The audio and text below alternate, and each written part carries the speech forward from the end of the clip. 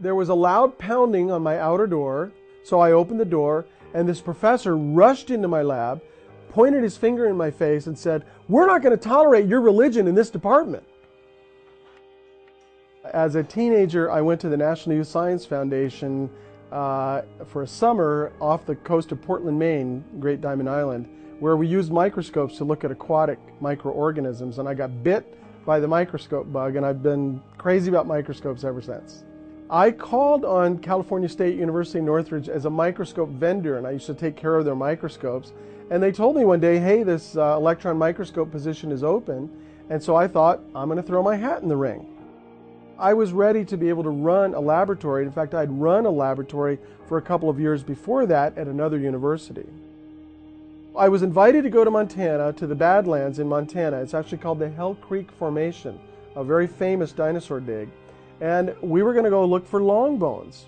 Well, the last day before we were going to have to drive back to Los Angeles, the ranch owner suggested a new site. So we went to a new site, and there, sticking out of the side of the cliff, was about 2 inches of a Triceratops horn. We dug for 8 hours. We had to chip away large pieces of hard crystalline rock to get this horn out of there, but finally after 8 hours we had uncovered completely this horn.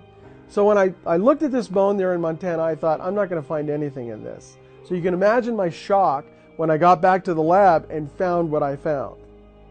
What I found when I cracked open the bone were large sheets of soft bone, stretchy bone. So after making this discovery, he went ahead and published this in a peer-reviewed journal explaining exactly what he had found. Well, afterwards, one of the other professors there at Cal State University Northridge apparently didn't like this discovery, went into his office and made it very clear that he did not like our client's religion. And so I tried my best to ameliorate the situation. I stayed calm, I smiled, I said, I'm not going to let this become an issue, and I offered to shake his hand. Well, he didn't shake my hand. And so I thought, this probably is not going to end well. Our client reported this to the superiors there at the university, and we have no evidence at all that any kind of an investigation was done with regard to what was said to our client. Now, California State Northridge has openly published that they're open to all viewpoints, that they tolerate all viewpoints. But in this case, they could not tolerate a young Earth creationist publishing in a major journal data, information that show that maybe evolution is wrong and maybe the Bible is right. After this outrageous statement of intolerance towards our client, this same gentleman was later promoted to be his boss. They phoned me and said, a secretary is coming over from the dean's office with your termination letter. And so a knock came on the door, I opened the door, and they handed me the termination letter, and I had 2 weeks' notice. You know, I can't imagine being let go, even though I'm doing a good job, just because of my religious beliefs.